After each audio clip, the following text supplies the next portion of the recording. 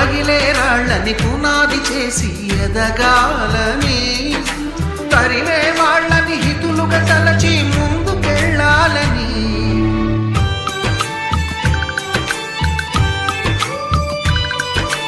కన్నుల నీటిని కలల సాగుకై వాడుకోవాలని, కాచే నిప్పుని ప్రమిదగా మలచి కాంతి పంచాలని, గుండెతో ధైర్యం చెప్పెను, చూపుతో మార్గం చెప్పెను, అడుగుతో గమ్యం చెప్పెను, నేనున్నానని నీకేం కాదని, నిన్నటి రాతని మార్చేస్తానని.